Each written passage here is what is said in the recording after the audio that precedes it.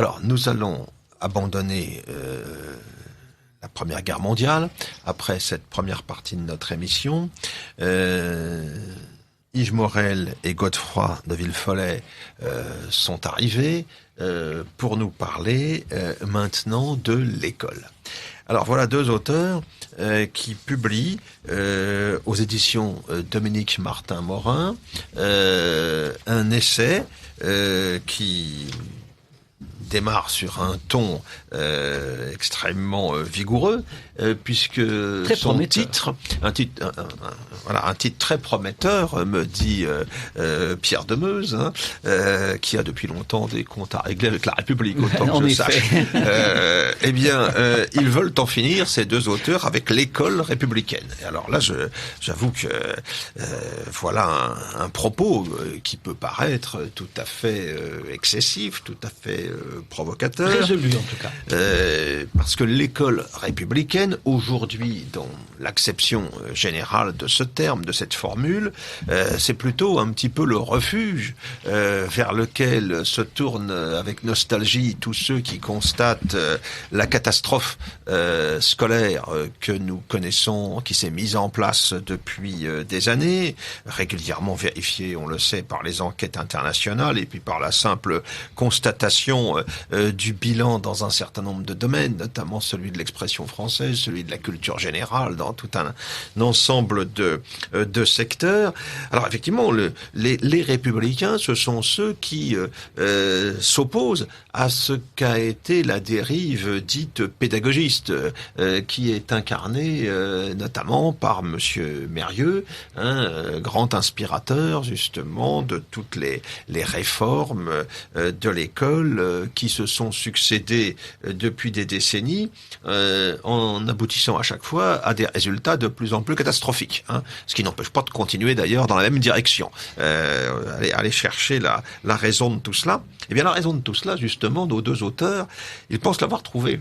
Et ils pensent l'avoir trouvée dans le fait que finalement, Monsieur Mérieux n'est en rien l'antithèse de Jules Ferry, considéré comme la référence par tous ceux qui sont attachés à une école de qualité, à une école qui était fondée sur la sélection des meilleurs, qui permettait la circulation des élites, l'ascension sociale, qui avait fait que les Français, la moitié de jeunes Français qui accédaient à ce certificat d'études il y a un siècle, eh bien, ils avaient un niveau de connaissance effectivement tout à fait remarquable. Alors, on est un petit peu surpris, en vous lisant, de constater que pour vous, l'opposition entre Mérieux et Ferry, pour résumer, finalement, ça correspond pas à la réalité. Et que Mérieux, il est, de fait, à sa manière, le continuateur de ce qu'était le projet de Jules Ferry. Et comme vous êtes historien et que vous voulez aller vraiment au fond des choses, vous remontez même beaucoup plus loin en amont, et vous allez chercher en fait au XVIIIe siècle les racines de toutes les dérives, de toutes les évolutions qui ont conduit à la catastrophe actuelle, les réussites que l'on a pu considérer comme telles de l'école républicaine sur le modèle de Jules Ferry, n'étant finalement que d'heureux accidents dans un processus général qui était fatalement, selon vous, un processus tout à fait mortifère. Alors, vous allez nous expliquer quel a été donc le résultat de votre enquête et comment vous êtes arrivé à cette conclusion que d'aucuns pourraient considérer comme quelque peu surprenante. Vous écoutez Radio Courtoisie. Oui, il est un fait que, contrairement à ce qui se dit généralement, il n'existe pas d'opposition fondamentale entre l'école républicaine et l'école pédagogiste. En fait, l'école pédagogiste est le produit tout naturel de l'école républicaine. J'ai l'habitude de dire que l'école pédagogiste est la fille à la fois biologique et légitime de l'école républicaine. Pourquoi cela ? Eh bien, tout simplement parce que l'école pédagogiste apparaît comme un effort tout à fait conséquent pour faire tenir à l'école républicaine ces promesses d'avènement d'une société égalitaire, d'une société démocratique et égalitaire, et fondée, disons, sur une égalité de dignité par la conquête par tous du savoir, un savoir qui serait également partagé. Et ce, depuis Condorcet.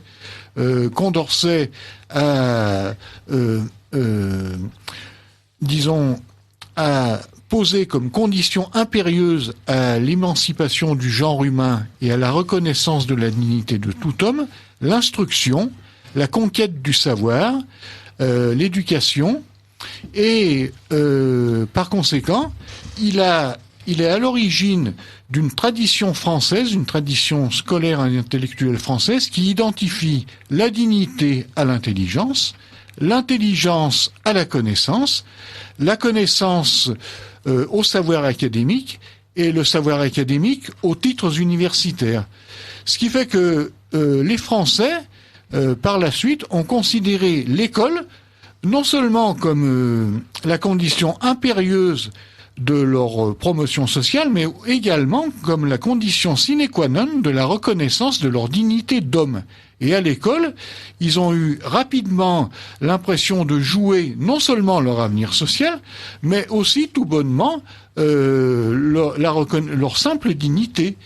Et il est un fait que dans la société française, depuis toujours, celui qui n'a pas fait beaucoup d'études, qui les a arrêtées très tôt, est considéré comme, disons, un être de moindre dignité que celui qui a fait énormément d'études et qui occupe une position intéressante.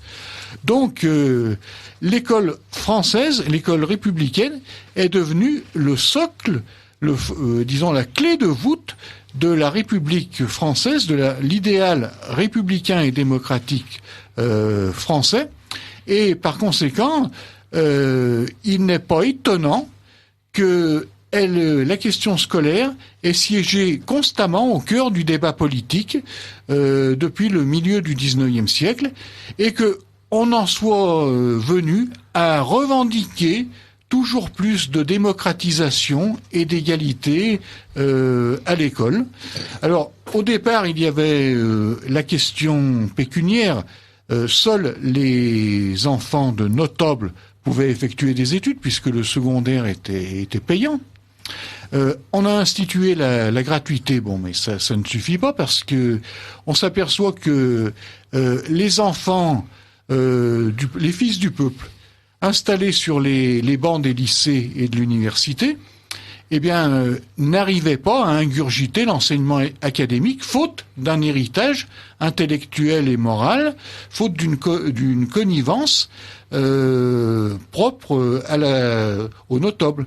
Alors donc, à partir de là, il faut modifier les contenus de savoir, il faut modifier les approches pédagogiques, et ça ne suffit pas encore. Il y en a qui réussissent, il y en a qui échouent. Donc, il faut individualiser les parcours, et progressivement, on en vient à créer ce qui se fait aujourd'hui, c'est-à-dire finalement un enseignement individualisé et à la carte, des parcours personnels d'éducation qui débouchent sur des diplômes que tout le monde obtient, mais qui ne veulent rien dire, puisque de toute façon, par exemple pour un baccalauréat, il y a autant de niveaux de baccalauréat que de bachelier. Et que tout le monde a le baccalauréat. Donc ça ne veut plus rien dire. En fait, c'est une véritable perversion de l'idéal démocratique, mais finalement c'est assez conséquent puisque ma foi, si on voulait réaliser cet idéal, il n'y avait pas de moyen de faire autrement. Voilà. Alors ce que je voulais dire aussi, c'est que il n'est pas tellement étonnant que nous en soyons arrivés là, puisque en France, nous avons constitué deux sortes d'enseignements depuis la Révolution, depuis Napoléon. D'abord, Napoléon a constitué l'Université de France, à l'époque qui regroupait les lycées et les facultés, c'est-à-dire l'enseignement de l'élite. Et Napoléon pensait surtout à l'élite des hauts fonctionnaires, à l'élite administrative et politique. Il ne pensait pas tellement à l'élite économique. Et ensuite, Guizot a institué une école primaire pour le peuple, avec un cloisonnement entre les deux. Alors, et les deux écoles dépendant cependant d'un ministère de l'instruction publique. Alors, à partir de là, expliquez-moi, comment voulez-vous que, progressivement, les enfants du peuple, cantonnés dans l'école primaire et interdits d'en sortir, ne se mettent pas à revendiquer le droit aux études secondaires et ensuite, progressivement, de plus en plus, le droit de succès aux examens. C'était fatal. C'était fatal. Il y a une sorte de fatalité de l'école républicaine qui s'explique largement par le fait que nous sommes une nation construite par l'État, une nation de tradition étatique, par la suite, la pratique jacobine n'a fait que multiplier à la puissance 10. Voilà. Alors, ce que vous voulez dire quelque part, c'est que l'idéologie sous-jacente de tout le mouvement politique depuis le XVIIIe siècle, et a mené à partir de la Révolution jusque vers la République, en elle-même portait fatalement la contradiction et l'échec d'aujourd'hui. Tout à fait, de ce projet scolaire. Tout à fait, et ça n'a rien d'étonnant, parce que après tout, notre République est issue... Leur République. Oui, leur République. Je précise. Leur République. Précision justifiée. La République, non. Je suis bien entouré ce soir. La République est issue de la plus radicale révolution qui se soit jamais produite dans le monde. Une révolution qui a bouleversé totalement l'ordre politique et social européen, l'ordre culturel aussi, et qui a proclamé que le règne de la justice et de l'égalité n'était pas atteint aussi longtemps que la plus petite inégalité subsistait dans le monde. Et qui a enseigné que le pouvoir était fait pour être discuté, pour être contesté, que l'insurrection était le plus sacré des droits, qui a comporté une phase égalitaire en son sein, entre juin 1793 et juillet 1794, avec une promesse d'égalité sociale absolue. Alors, avec de telles origines, comment voulez-vous que, par la suite, on ne considère pas cette école républicaine instituée sous Jules Ferry simplement comme un palier fait pour être dépassé jusqu'à ce qu'on construise l'école démocratique, l'école d'une société égalitaire.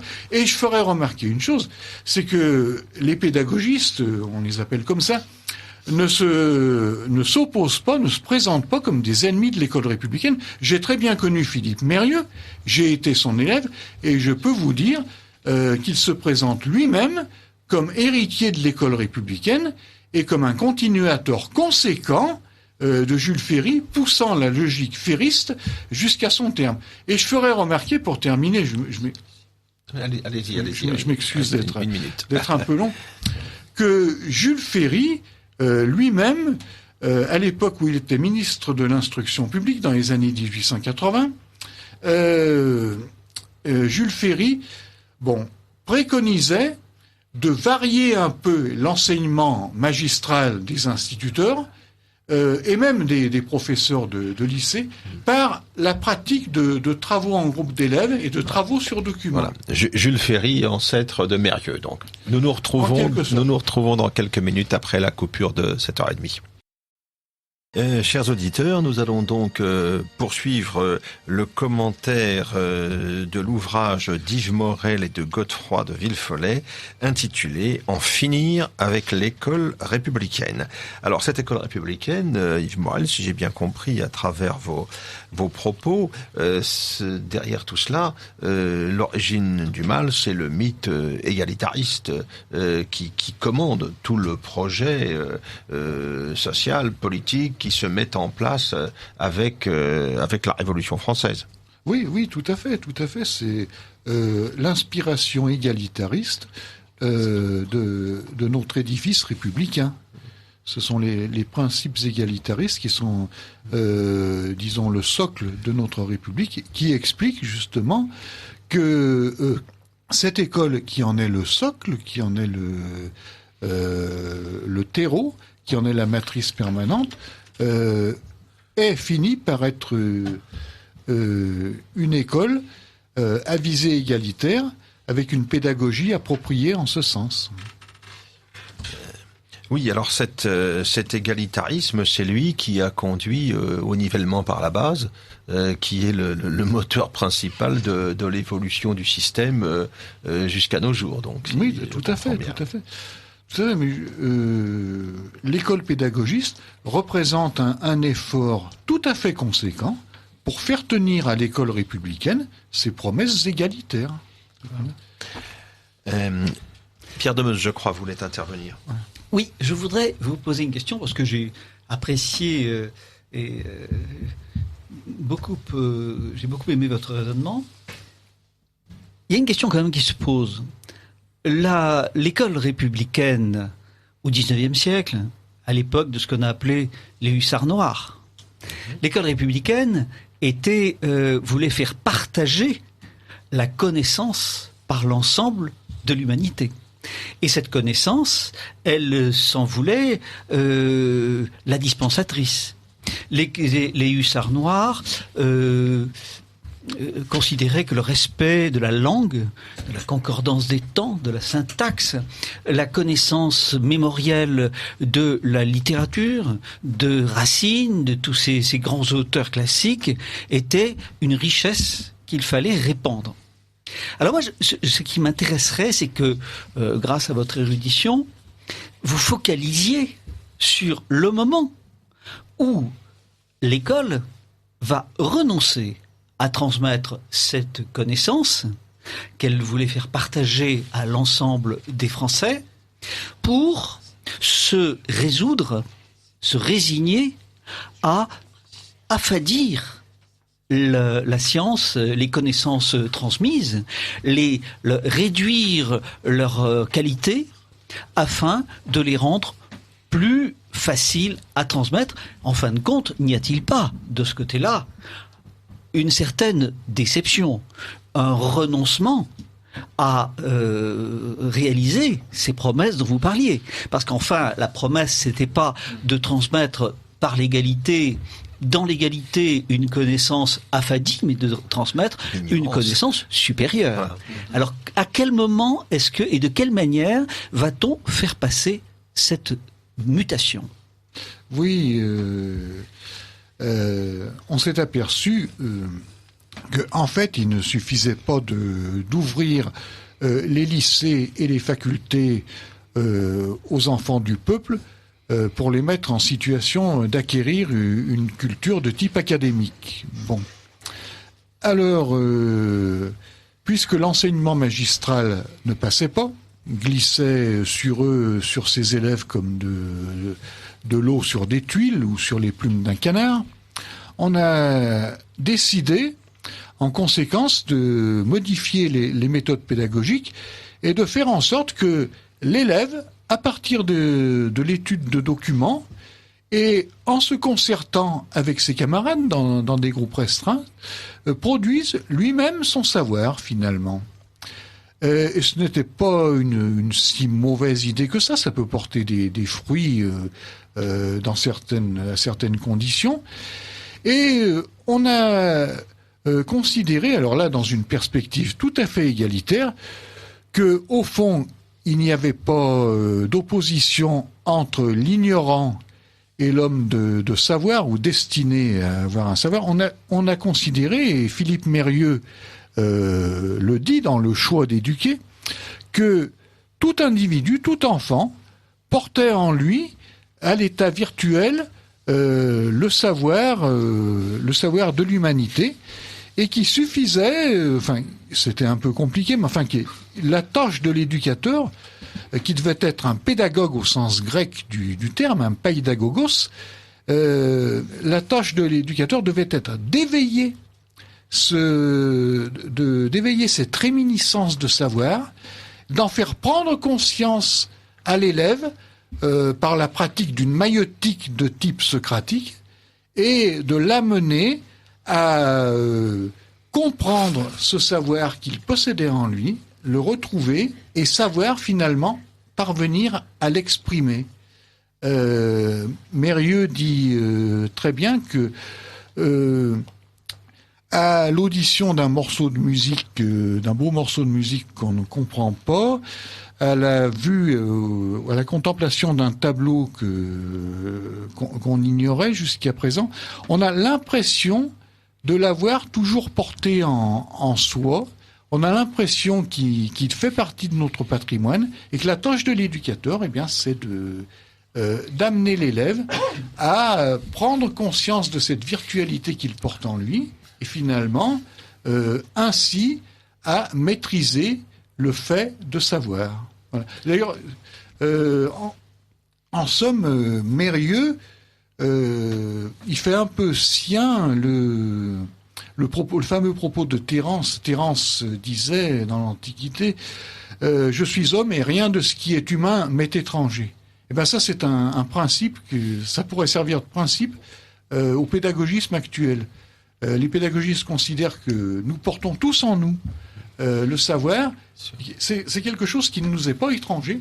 Et la tâche de l'éducateur, c'est de l'éveiller en nous, nous en faire prendre conscience afin de le maîtriser et de l'exprimer, ce qui est un peu la même chose. Alors, je voudrais également observer quelque chose, c'est que, bon, je n'en ai pas parlé jusqu'à présent, c'est que cette école républicaine est également une école pétrie d'idéologie, notamment pétrie d'une idéologie de revanche sociale.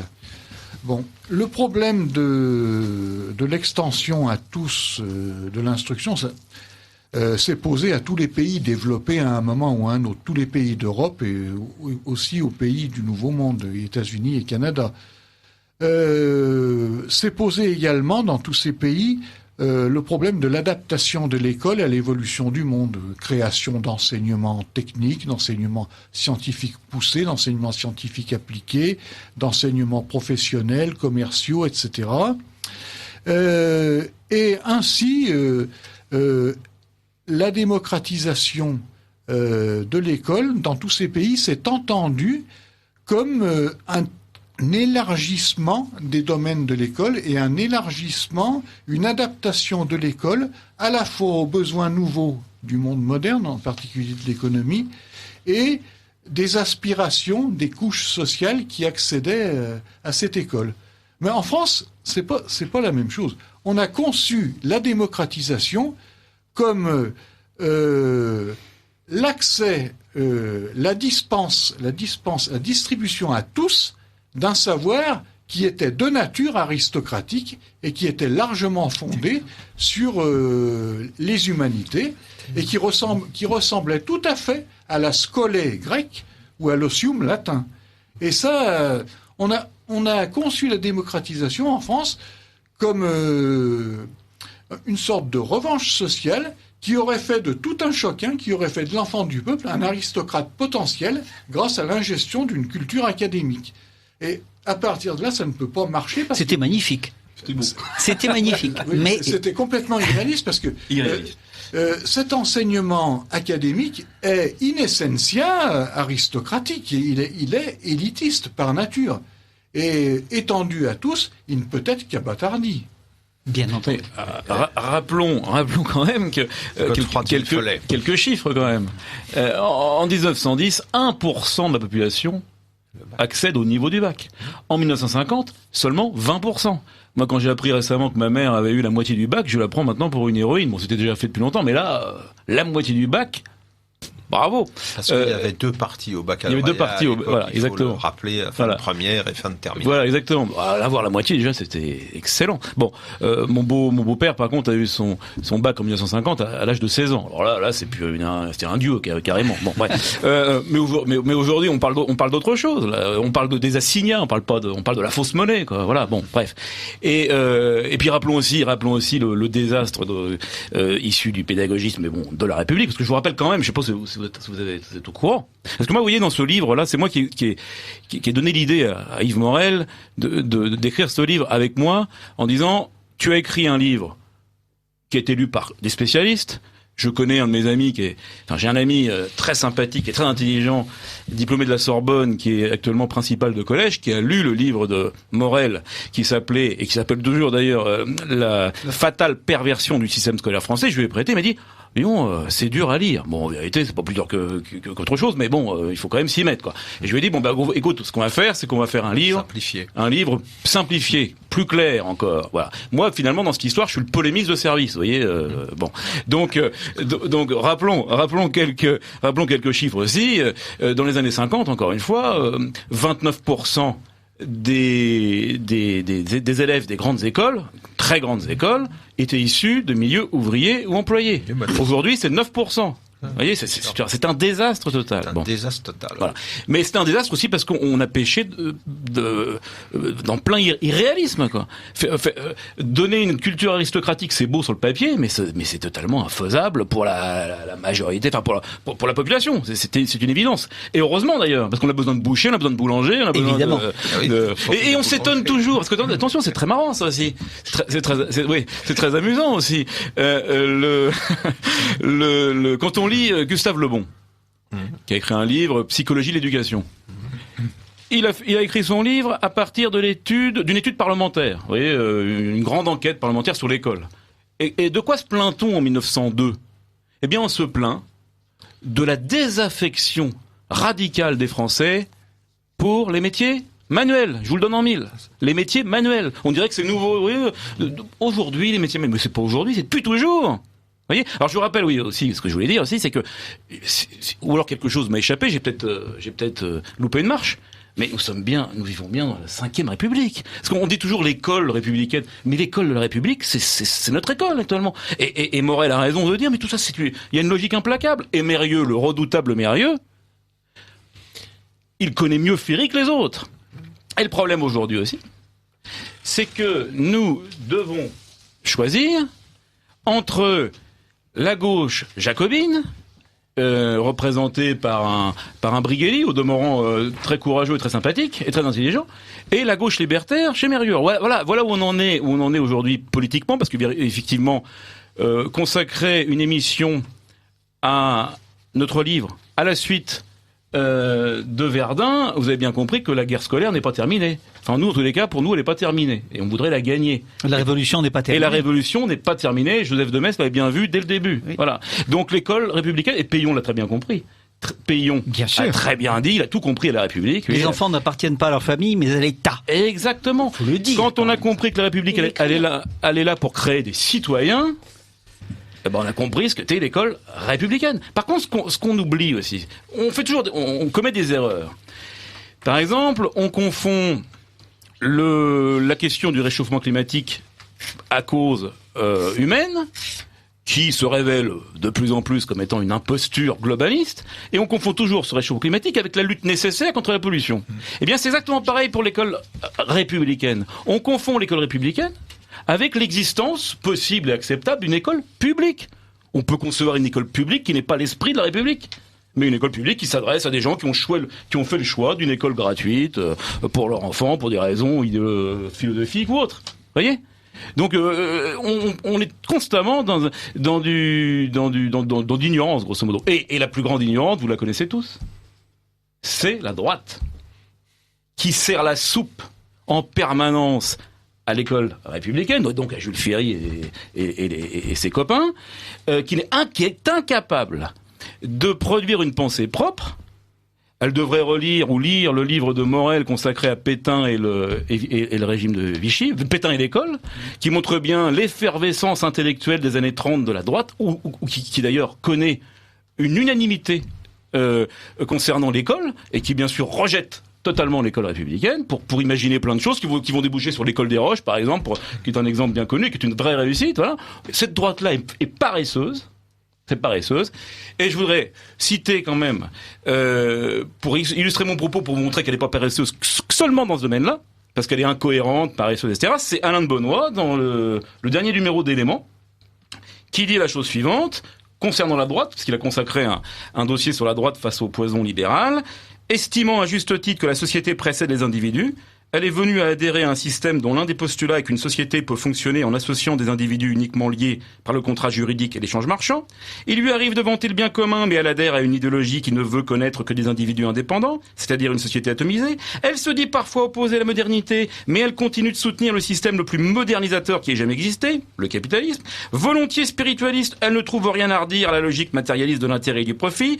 Défendant la souveraineté politique, elle soutient un système qui implique de soumettre le politique à l'économique et de tenir les frontières pour inexistantes, puisque rien ne doit entraver la libre circulation des hommes, des marchandises et des capitaux. Elle critique à l'occasion la marchandisation, mais pas la marchandise. Elle ne voit pas que le socialisme véritable s'appuie sur les notions centrales d'entraide et de communauté, le commun, les liens qui libèrent, qui ne diffèrent guère des liens organiques des sociétés traditionnelles, et finit par tomber dans leur contraire, l'individualisme. Et il conclut: elle ne réalise pas que le nouvel ordre industriel qui se met en place se fonde sur l'universalisme abstrait des Lumières. Elle reste muette sur l'aliénation généralisée du monde actuel, qui rend l'homme étranger à lui-même.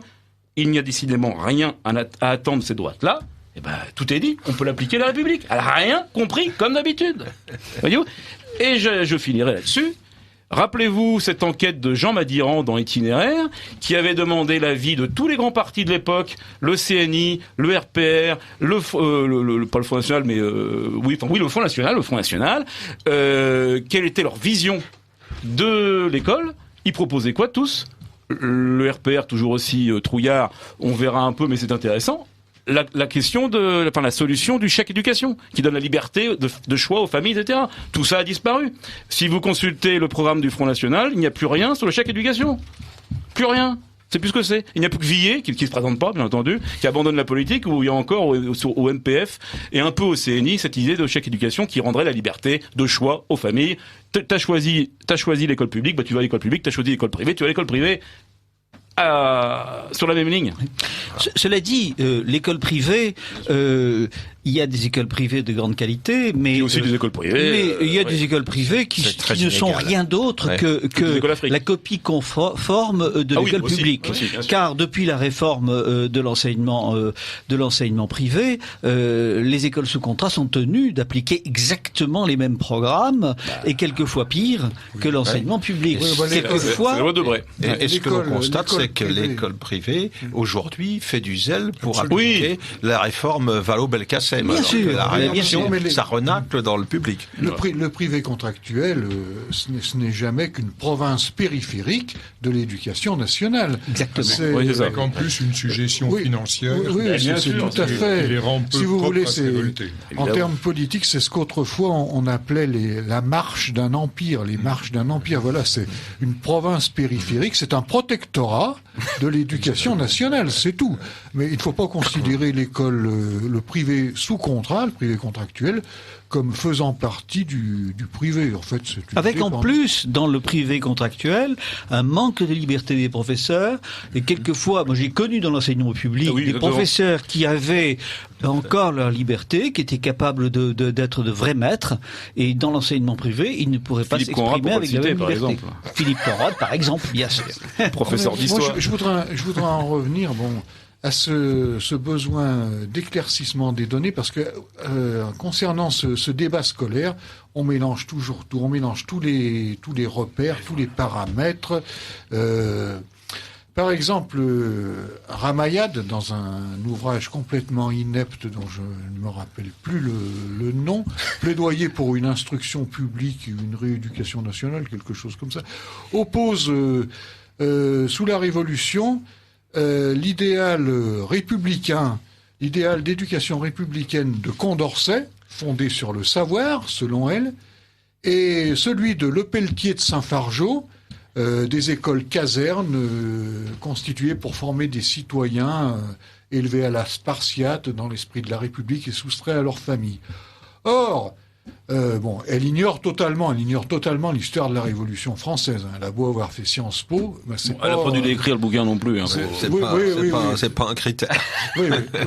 Alors, quand on regarde la réalité de près, on s'aperçoit que chez Condorcet, il y a certes l'idéal d'une éducation civique par le savoir, du savoir, de l'accession au savoir dépend la formation du citoyen, mais on a également chez Condorcet le souci de faire de permettre à l'élève d'accéder au savoir grâce à des méthodes d'approche, à des méthodes de séduction, faisant appel au plaisir de l'élève. Au plaisir de l'élève. Condorcet parle du plaisir, du désir et du plaisir de l'élève, et il préconise un mode d'éducation qui, sur certains points, annonce tout à fait Mérieux et les pédagogistes. Et inversement, cette école républicaine spartiate de Lepelletier de Saint-Fargeau, en laquelle Ramayad veut voir l'ancêtre du pédagogisme, en fait, cette école annonce bien plutôt l'école primaire autoritaire et disciplinaire des hussards de la République. Voilà. Des bataillons scolaires des débuts de la Troisième République. Tout à fait. Alors, ce débat est totalement vicié. On ne sort jamais du dilemme école républicaine, école pédagogiste, et on oppose la bonne école républicaine à la mauvaise école républicaine. On a l'air de dire que, en fait, dans ce beau fruit de l'école républicaine, s'est introduit un ver, le ver pédagogiste, qui gâte ce fruit et qui le dévore de l'intérieur. Mais en fait, non, il n'y a pas de ver pédagogiste. En fait, c'est le fruit lui-même qui est vénéneux. Voilà ce qu'il faut comprendre. Voilà. Oui, il faut reconnaître quand même que cette école républicaine a remporté au fil du temps, alors ça peut être un accident heureux, quand dans la longue durée, des résultats que l'on peut considérer comme positifs. Vous évoquiez tout à l'heure qu'il y avait 29% ou un tiers des enfants d'origine modeste dans les grandes écoles dans les années 60. Les résultats aujourd'hui, on les connaît. C'est-à-dire que nos pédagogistes délirants, ils ont voulu mettre en place un système qui a abouti exactement au contraire de ce qu'ils espéraient, parce qu'ils espéraient quand même, comme le signalait Pierre Demeuse, qu'on allait pouvoir rester à un niveau suffisamment élevé, qu'on allait tirer vers le haut le peuple en question. Oui, mais ce qu'il faut c'est ce que croit. Vous évoquiez tout à l'heure Jean-Paul Brigelli, c'est ce qu'attendaient des gens comme Jean-Paul Brigelli, qui sont des gens qui viennent de l'extrême gauche et qui voyaient dans l'école le moyen, justement, un moyen d'émancipation, un moyen d'accès au savoir, un moyen de circulation des élites, d'ascension sociale. Oui, mais ce qu'il faut observer, c'est que, vous disiez, cette école républicaine a... Oui, pardon. Non, mais allez-y. Cette école républicaine a remporté des succès. Elle a favorisé, elle a servi d'ascenseur social à certains. Mais elle n'a aidé que les élèves qui étaient calibrés. Oui, ça c'est vrai. Qui étaient calibrés sur ces critères. Bah voilà, les autres, elle les a laissés sur le bord de la route. Impitoyablement. Impitoyablement. Elle les a même cassés impitoyablement. Il y a eu des exemples. Mais on cite souvent le cas d'Albert Camus, le fils du peuple, le fils de pauvre, qui grâce à l'école républicaine est devenu accéder à la notoriété. Bon, très bien, mais Albert Camus avait un esprit calibré pour l'école républicaine qui a fait qu'il a été repéré par son instituteur, le fameux monsieur Germain, et puis qu'il a pu s'adapter sans problème à la culture académique. Mais imaginons un Camus qui aurait été moins brillant, qui aurait été brillant mais moins brillant qu'il l'a été, et qui aurait eu un esprit moins adapté à la culture académique, moins adapté au moule scolaire, plus indépendant, plus capricieux. Aurait-il réussi de la même façon, tout en étant aussi remarquable? Nous ne le connaîtrions pas. Oui, ce n'est vraiment pas sûr, ça. Entre parenthèses, je voudrais quand même dire que je ne sais pas qu'il est le comique qui a inventé l'expression ascenseur social. Parce qu'on l'applique toujours, cette expression d'ascenseur social, on l'applique toujours à l'école quand il s'agit de monter. républicaine. Quand il s'agit de monter, c'est normal. Mais en vérité, et ça on le sait bien, dans une école qui se tient, demande aux écoliers, enfin aux enfants, aux étudiants, aux apprenants, de faire un effort intellectuel, un effort dans le travail pour réussir. Mais depuis quand, en appuyant sur un bouton dans l'ascenseur, c'est escalier social qu'on aurait dû employer. Le vrai terme, c'est escalier social. Voilà une distinction extrêmement utile. Bah oui, moi, je voudrais reprocher ce que vous venez de dire et qui est plein qui nous donne beaucoup de matière à réflexion. d'un autre aspect de l'éducation républicaine, pas de l'éducation, mais plus exactement de la politique pénale. Car c'est exactement le même phénomène que l'on voit dans la politique pénale. Vous savez que la politique pénale de la Révolution a précisément été d'appliquer aux détenus, aux délinquants, des conditionnements en vue de les changer, en vue de les éduquer. C'est un peu le même phénomène. Foucault remarque que la prison, le lycée, la caserne, tout ça obéissent à la même architecture, à la même façon de manipuler l'homme. Et en fait, dès le départ de l'utilisation de cette technique de conditionnement par la prison, on s'aperçoit que, ça se voit dans le rapport La Rochefoucauld de 1828, déjà, on s'aperçoit que cette technique, ce conditionnement par la prison est un échec total. Et que, bien au contraire, ça ne rachète pas le détenu, mais au contraire, ça l'éduque, ça le forme à exercer de mieux en mieux son métier de malfaiteur. Et ça, c'est extraordinaire, parce que ça montre comment, à travers les siècles, parce que ça fait quand même un bail, 1828, aujourd'hui, on continue à appliquer systématiquement la même politique qui échoue systématiquement parce qu'elle est contraire à la nature humaine. Oui, tout à fait. Exactement. Pas de gros mots, la nature humaine. La nature humaine, ouais, vous allez un peu loin là, mais bon. Non, mais en fait je crois que l'échec fondamental de notre société française, je dirais même au-delà de la République, c'est que en France, on veut que notre société soit fondée sur l'école. Bon. Or, il est évident que l'école doit jouer un rôle important, c'est certain. Mais de là à ce qu'elle soit le moule de tout le corps social, la matrice permanente de tout le corps social et la formatrice de tout l'esprit civique, moral et intellectuel des Français, non. C'est la charger d'une mission qu'elle ne peut pas assumer. C'est impossible. Et persister dans cette voie, ça revient finalement, diaboliquement persister dans cette voie, ça revient ça nous entraîne à la catastrophe, fatalement. C'est fatal, ça. Alors, nous arrivons à la coupure de 20h, car nous allons vous transmettre de nouveau un message important. C'est une langue belle, avec des mots superbes, qui porte son histoire à travers ses accents. Cette langue belle, Radio Courtoisie continue de l'honorer. Dimanche 8 novembre, nous célébrerons le 28e anniversaire de Radio Courtoisie, la radio libre du pays réel et de la francophonie. Dimanche 8 novembre, à midi, venez déjeuner avec les patrons d'émissions de Radio Courtoisie dans le salon de la péniche Les Calanques, face au 52 quai du Point du Jour à Boulogne-Billancourt, Hauts-de-Seine.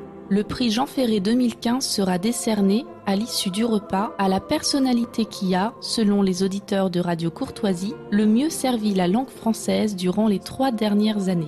Réservez dès maintenant en envoyant un chèque de 49 € par personne à Radio Courtoisie, 61 boulevard Murat, 75 016 Paris. Veuillez joindre une enveloppe timbrée et libellée à votre adresse pour recevoir vos billets d'entrée. Vous pouvez aussi participer au premier tour du prix Jean Ferré en envoyant dès maintenant à Radio Courtoisie un bulletin de vote établi sur papier libre où vous porterez le nom de votre choix. Au dimanche 8 novembre, à midi, sur la péniche Les Calanques, passe au 52 quai du Point du Jour à Boulogne-Billancourt pour le déjeuner d'anniversaire de Radio Courtoisie. C'est une langue belle qui sait la défendre. Elle offre les trésors de richesse infinie, les mots qui nous manquaient pour pouvoir nous comprendre, et la force qu'il faut pour vivre en harmonie. Alors, comme je l'ai rappelé tout à l'heure à nos auditeurs, à l'occasion de cette réunion sur la péniche, donc, pour la remise du prix Jean Ferré, je signale à nos auditeurs que de nombreux historiens qu'ils ont l'habitude d'écouter sur Radio Courtoisie seront présents, et notamment notre ami Dominique Paoli, qui anime son émission d'histoire hebdomadaire du mardi. Alors, nous avons reçu un certain nombre de messages et certains messages reviennent sur la partie précédente de l'émission consacrée à la guerre de 14, des messages tout à fait intéressants que nous allons vous faire connaître et auxquels nous allons répondre éventuellement. Alors, les auditeurs de Radio Courtoisie nous envoient des messages. Un auditeur nous dit, dans le livre de François-Georges Dreyfus, 1917, en 4e de couverture, 1917, c'est aussi l'entrée en guerre des États-Unis qui ne viennent pas seulement aider l'entente, mais aussi détruire l'équilibre européen et lui substituer un ordre affaibli que les États-Unis pourront contrôler. Le président Wilson a refusé les possibilités de paix en 1917. Nous imposerons notre paix et avec notre argent. Nous imposerons notre paix avec notre argent. Alors voilà donc un passage donc de notre regretté François-Georges Dreyfus qui, je crois, rend bien compte de la situation à cette époque-là pour répondre aux questions de certains de nos auditeurs formulées tout à l'heure. Ce qui n'empêchait pas Pétain d'attendre les chars et les Américains. Et on le comprend. Bien sûr, bien sûr. Un auditeur de Radio Courtoisie nous dit « Souvenez-vous des lieutenants Henri Herdouin et Pierre Milan qui furent fusillés à Verdun sans motif pour l'exemple. » Oui, bien sûr, nous ne les oublions pas. Je rappelle à cet auditeur que le général Bach, ici même, a évoqué cet épisode tragique de la bataille de Verdun. Nous l'avons évoqué également à travers un article du même général Bach dans la Nouvelle Revue d'Histoire. Et je précise aussi que ces deux officiers qui ont été exécutés d'une manière, on en est bien d'accord, tout à fait scandaleuse, ont été réhabilités après la guerre. Alors, d'une auditrice, étant née en 1921, j'ai été bercée par tous les récits de mon père. Ce sont les Allemands qui étaient coupables dans cette guerre. J'ai appris récemment que la guerre aurait pu s'arrêter en 1917, mais M. Clémenceau, lui, voulait détruire l'Autriche catholique, alors que l'empereur Charles désirait arrêter les combats. Alors, nous avons de nombreux messages un arrivage concernant l'éducation, et qui sont tous tout à fait intéressants, qui témoignent des réflexions de nos auditeurs. Donc, nous allons les prendre tous. Alors, là, j'ai d'un auditeur à une vision égalitariste de l'école, vous opposez une vision élitiste qui est également une impasse. Nous n'opposons pas une vision élitiste, nous nous interrogeons sur l'état des lieux et ce qui seraient les approches les plus pertinentes pour essayer de rétablir une situation pour le moins inquiétante. D'un auditeur, un maire socialiste d'une grande ville a dit qu'il autorisait le porc dans les cantines scolaires au nom de la diversité, mais qu'il interdisait le poisson le vendredi au nom de la laïcité. Un témoignage intéressant. D'une auditrice, Jules Ferry était un protestant qui avait une haine contre le catholicisme et il a tout fait pour ruiner l'école catholique. Bon, un point de vue catholique sur les réformes Ferry. Un auditeur, l'esprit jacobin français a été catastrophique dans la Révolution, dans les colonies, comme le dit Bernard Lugan, et à l'école. Alors, une auditrice, j'ai 78 ans. J'ai enseigné dans l'école privée pour préparer les élèves au bac. Enseignement, lettres. J'ai été réquisitionnée pour corriger les copies, tous lycées confondus. Les lycées publics avaient de meilleures notes car les sujets donnés avaient été traités dans l'année. Voilà l'école de la République. Et merci pour l'émission. Un auditeur, la culture n'est plus ou n'est pas l'apanage de l'école, qu'elle soit républicaine ou pas. Personnellement, je me cultive en lisant les écrivains que je considère comme importants. Fils d'une femme de ménage et n'ayant pas fait d'études, je me suis constitué une bibliothèque d'environ 3500 volumes. D'un auditeur, que pensez-vous du devenir et du sort laissé par les hommes politiques concernant l'école des chartes et de l'ENS? L'école normale supérieure. Ah, c'est l'école normale supérieure, puisqu'on voit très singulièrement pour la première une réduction du nombre des candidats et à l'ENS, on fait entrer le rap. Ah, le rap. Ah oui. Décision gouvernementale. Décision gouvernementale, alors que ces écoles enseignent parfaitement l'histoire et les lettres. D'un auditeur, si en 1902, la République n'aime pas les métiers manuels, elle ne les aime pas non plus aujourd'hui et ne les a jamais aimés. Seule la monarchie les a aimés. Merci à tous les intervenants. C'est vrai, d'ailleurs, je rappelle que les rois de France avaient tous un métier manuel. Et dans leur éducation, il fallait atteindre la maîtrise dans une spécialité manuelle. C'est comme ça que Louis XVI était serrurier. Absolument. Mais pas un serrurier médiocre, c'était... Absolument, il avait la maîtrise. Enfin, oui. Mais il connaissait aussi la géographie. Ah oui, tout à fait, bien sûr. Et la marine. Et la marine. Oui, et les mathématiques aussi. Oui. Bon. À propos de scolarité, Jack Lang, tentant sa chance aux législatives 2012 à Saint-Dié-des-Vosges, a fait savoir sur la radio publique de Lorraine que s'il était élu, il ferait abroger le décret Cherpion, du nom du député maire de Saint-Dié qu'il croyait évincé de l'Assemblée. Il étendrait la scolarité obligatoire jusqu'à 18 ans. Résultat, les déodaciens l'ont retoqué. Un auditeur, c'était tentant quand on voit ce que permet la scolarité jusqu'à 16 ans. 1, elle évite aux jeunes de voir que leur esprit par l'apprentissage peut guider leurs mains vers des métiers gratifiants.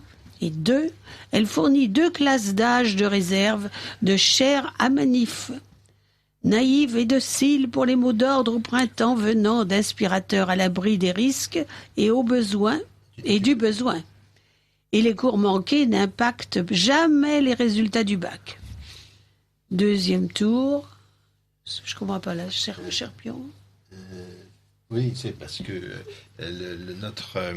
notre auditeur nous dit comment le député sortant de Saint-Dié a battu Jack Lang par 50,8% des voix contre 49,1%. Il avait un nom prédestiné, Cherpion. Oui, il a une vocation à être dans l'enseignement. Alors, d'un auditeur, bravo pour l'émission. Depuis les années 1970, la composition de l'école a changé. La République a saboté l'école et avec l'immigration, on ne pourra pas résoudre ce problème. Un autre auditeur, les ouvriers français sont pourtant plus élégants que les ouvriers étrangers. Même Baudelaire le constatait avec véhémence quand il était à Bruxelles. Ah oui, c'est un hors-sujet là, c'est un cher auditeur. Un auditeur, à la notion d'ascenseur social ou de réussite scolaire que vous évoquez, je vous propose cette phrase de Sioran.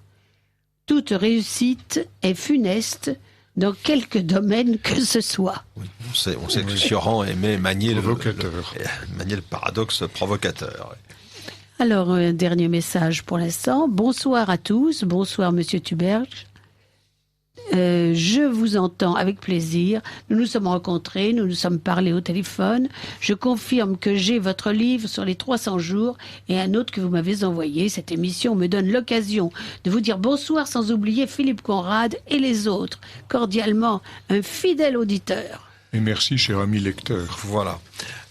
Alors, cette école républicaine avec laquelle vous voulez en finir, Yves Morel.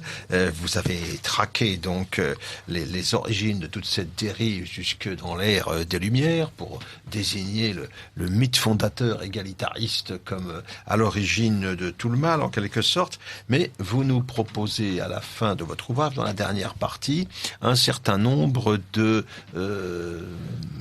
possibilités pour réagir, pour rétablir la situation, et votre programme est ambitieux puisque vous vous prononcez pour une révolution scolaire, culturelle et politique. Oui, alors, tout à fait. quels seraient les éléments, les instruments de cette révolution? Le premier axe de cette révolution, premier principe fondamental, c'est d'abord de désinvestir l'école de cette mission absolue, cette mission totale qu'on lui assigne de formation complète de l'esprit de l'individu, la désinvestir de cette mission d'éducation à la fois morale, civique, intellectuelle et politique, cette mission intégrale, et la ramener à sa mission fondamentale de transmission du savoir, pour commencer.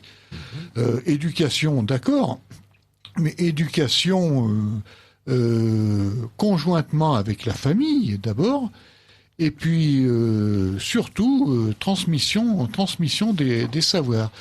Et puis renouer avec l'instruction publique, donc, oui, en quelque sorte. Et puis donc deuxième axe, corollaire du premier d'ailleurs, c'est d'essayer de montrer que dans la société, il existe d'autres voies d'épanouissement que la voie scolaire. On peut très bien s'épanouir, se réaliser, s'accomplir et réussir en dehors de l'école, même si l'école est un point de départ obligatoire.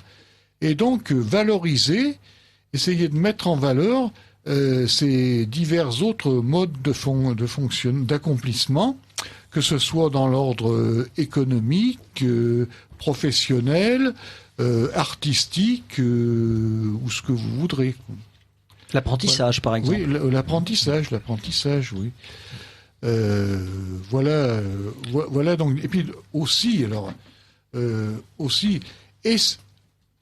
renoncer à avoir une vision unitaire et monolithique de l'école et être fondamentalement pluraliste.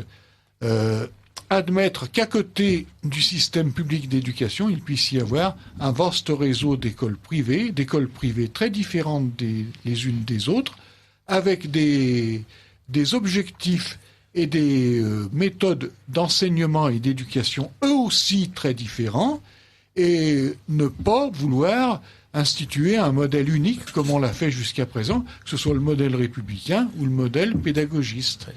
Alors, d'une certaine manière, l'évolution des événements peut apparaître favorable, selon cette analyse, avec l'essor tout à fait remarquable depuis ces dernières années des écoles hors contrat. Oui, tout à fait. Là, il y en a plusieurs dizaines chaque année qui se constituent, et certaines avec des résultats tout à fait étonnants, en tenant compte justement de cette diversité d'approches que vous évoquez. Oui, absolument. Oui. Mais je crois que surtout, il faut cesser de faire de l'école la clé de voûte de tout notre édifice social et politique. Ça ne peut pas être, ça ne peut pas durer. Oui. Ça nous envoie droit dans le mur. Oui, mais c'est surtout ça nous inscrit dans cette logique d'égalitarisme complètement déconnectée de la réalité humaine et sociale. Totalement. Mais malheureusement, notre République est fondée sur des principes égalitaires, voilà, qui ont toujours été présentés comme les tables de la loi, comme des principes irréfragables. Et à partir de là, c'est parce que l'on confond justice et égalité, parce que l'on confond égalitarisme et égalité des chances, qui sont des choses tout à fait différentes. Oui, et puis parce qu'en faisant tout reposer sur l'école, on a institué ce que j'appelle moi, cette équation fatale qui court dans la tête de tous les Français, c'est-à-dire dignité égale intelligence, égale savoir, égale savoir académique, égale titres universitaires, voilà. Et corollaire de tout ça, c'est égalité des situations, égalité de dignité égale égalité sociale. Voilà. Bien sûr. Égalité des conditions. Alors, il y a deux questions que je voudrais encore vous poser, que vous évoquez dans votre livre. Vous évoquez la loi LRU concernant les universités, en vous interrogeant, en vous demandant s'il s'agit d'un premier pas vers l'indépendance des universités. Quel bilan peut-on tirer de cette réforme? Il y a de bonnes choses dans cette loi. Il s'agit de rendre les universités beaucoup plus indépendantes, beaucoup plus autonomes. Seulement, à côté de cette inspiration heureuse... Vous parlez aussi d'effets pervers possibles. Oh oui, parce que cette loi fait dépendre la manne publique accordée aux universités d'agences de moyens. Bon, les agences de moyens évalueront ces universités et les ressources de l'État seront abondées proportionnellement au mérite reconnu à ces universités. Alors, qu'est-ce qui va se passer ? On va multiplier les rapports, les justificatifs, les commissions. Les universitaires vont se transformer en publicitaires. Ils vont se transformer en spécialistes du marketing. Ils vont multiplier les rapports et les justificatifs pour obtenir... pour valoriser leur propre institution. Voilà. Et ils vont orienter leurs recherches vers des productions rapides et à court terme et à rentabilité immédiate, ou alors à la mode, qui seront assurés d'avoir du succès. Et le résultat, c'est que la liberté académique va en pâtir et la recherche fondamentale va en pâtir également. Et d'ailleurs, une universitaire française, Anne Berger, a démontré qu'en fait, malgré les apparences, cette loi LRU était complètement décalée par rapport à l'exemple américain dont elle prétend s'inspirer. Voilà, et elle a tout à fait raison. Alors, cette loi LRU est peut-être quand même une bonne chose, à condition d'être considérée comme un premier pas, comme un palier, à partir duquel on aboutira à une véritable émancipation des universités. Est-ce qu'il n'y a pas à craindre également une soumission des universités aux grandes entreprises ? Oui, tout à fait, mais c'est ce qui va se passer si on maintient cette loi telle qu'elle. C'est pour ça qu'il faut absolument qu'elle soit dépassée.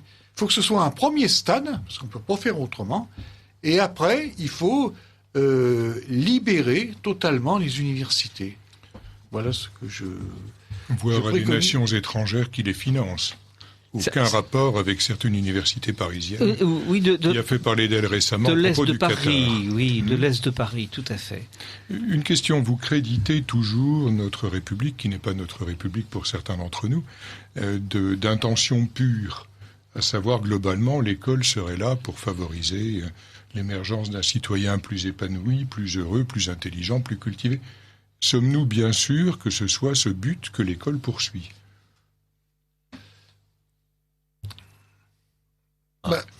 Selon l'idéal républicain, elle doit le poursuivre. Mais n'est-ce pas un faux drapeau, comme on dit chez les militaires ? N'est-ce pas sous couvert de cet idéal républicain qu'on fait avancer au contraire ce que certains appellent plaisamment la fabrique à crétins ? Oui, Brigelli que nous citions tout à l'heure.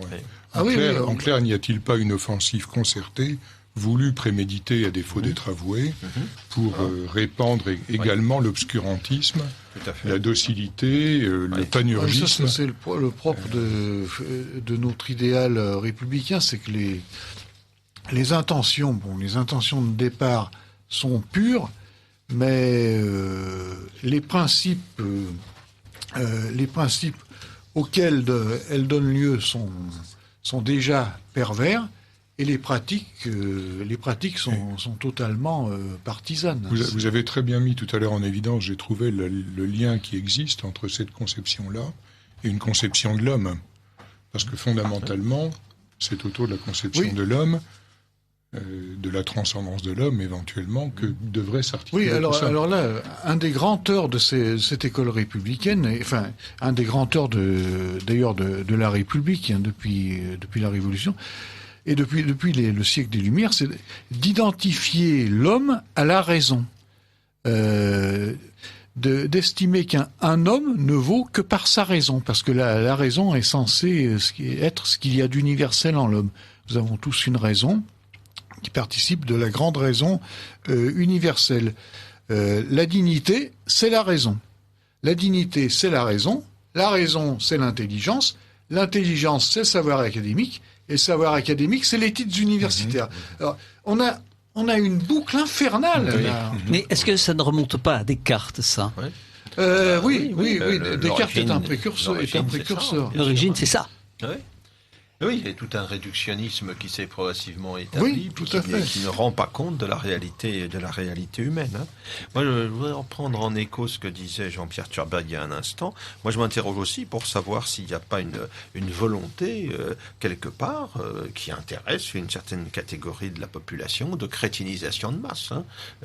Quand on a aux États-Unis, par exemple, 1% de la population qui possède plus de 60% du patrimoine, il y a des situations où on a intérêt à ce que le bon peuple se pose pas trop de questions, qu'il soit totalement abruti par la télévision, le consumérisme, le sport de masse et tout ce qu'on imagine, et que un peuple instruit est un peuple évidemment difficile à maîtriser, qui peut se révéler rebelle. Il faut pas négliger non plus cette dimension-là, parce que c'est quand même une tendance lourde que l'on constate aujourd'hui depuis longtemps et qui est confirmée malgré des résultats scolaires officiellement dont tout le monde convient qu'ils sont catastrophiques. Donc on ne peut que se poser la question. Alors une dernière question, Yves Morel, vous concluez votre ouvrage sous le titre suivant: L'Europe, une chance pour la révolution scolaire. Que voulez-vous dire par là? Parce qu'aujourd'hui, on n'a pas l'impression que l'Europe, telle qu'elle existe, en tout cas institutionnelle, soit une chance pour quoi que ce soit. Ce que je veux dire tout simplement... En tout cas, ce n'est pas notre Europe. C'est pas notre Europe. Ouais. Oui, ce que je veux dire tout simplement, c'est que, depuis Michel Crozier, il est de notoriété publique que nous sommes en France une société bloquée. Une société où on peut rien réformer. Où toutes les réformes s'enlisent, sont biaisées, sont faussées et n'aboutissent à rien. Elles s'empilent en plus les unes sur les autres, rendant la réalité toujours plus complexe. Et ce que je veux dire, c'est que l'Europe, comme d'ailleurs la mondialisation, pas uniquement l'Europe, la construction européenne et la mondialisation, ces faits qui s'imposent à nous obligent, nous Français, à sortir de notre coquille et à faire notre révolution, et à faire une révolution que nous serions autrement incapables de faire nous-mêmes. Et d'ailleurs, la construction européenne, on peut critiquer l'Europe tant qu'on veut. Moi, je ne suis pas européen, hein, personnellement, je vous le dis. Je n'ai jamais vu d'un bon œil la construction européenne. Je ne suis pas du tout européen, encore bien moins euro-fédéraliste. Mais l'Europe a quand même cette petite vertu de nous obliger à regarder les problèmes en face et à opérer certaines réformes. Voilà, c'est ce que je veux dire. Alors, c'est en ce sens que peut-être l'Europe est une chance pour notre révolution pédagogique, notre révolution scolaire. Enfin, quand je dis révolution, je précise que c'est une façon de parler. Je ne me sens pas révolutionné. Je crains que les structures européennes et les directives européennes préfèrent s'attaquer à des choses moins lourdement enracinées dans notre maladie nationale que celle-là. Et je ne pense pas que les directives européennes aillent dans le sens d'une libération de l'université. De même d'ailleurs que en ce qui concerne l'homme assisté que la République a instauré. Et l'Europe ne s'y attaque pas non plus, contrairement à ce qu'espérait un animateur de notre radio qui s'appelait Jean-Claude Eichmann. Et qui espérait que l'Europe arriverait à venir à bout de tout cela. C'est une illusion qui a été longtemps partagée, que l'Europe permettrait de contourner donc les blocages voilà. sociaux. Et tous ces blocages, l'Europe n'y touche pas.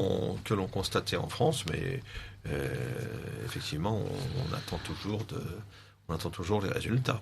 Parce que l'Europe préfère même, s'attaquer à autre chose. Quand même, dans l'enseignement, notamment dans l'enseignement supérieur, la construction européenne est à l'origine de pas mal de changements. Elle a inspiré quand même la loi LRU, et elle est à l'origine du changement, de la réforme opérée dans le cursus universitaire. Elle est à l'origine du système LMD quand même. Bon, c'est quand même... Donc, il y a un petit espoir de ce côté-là, mais c'est un espoir ténu quand même. Il ne faut pas trop y croire non plus. Ne serait-ce pas l'équivalent de la main invisible du marché qui va mettre de l'ordre dans nos problèmes? Ça me paraît être une belle illusion aussi. Non, ne nous faisons pas trop d'illusions, mais sachons tout de même voir les petites possibilités d'ouverture qui peuvent se faire jour, tout de même.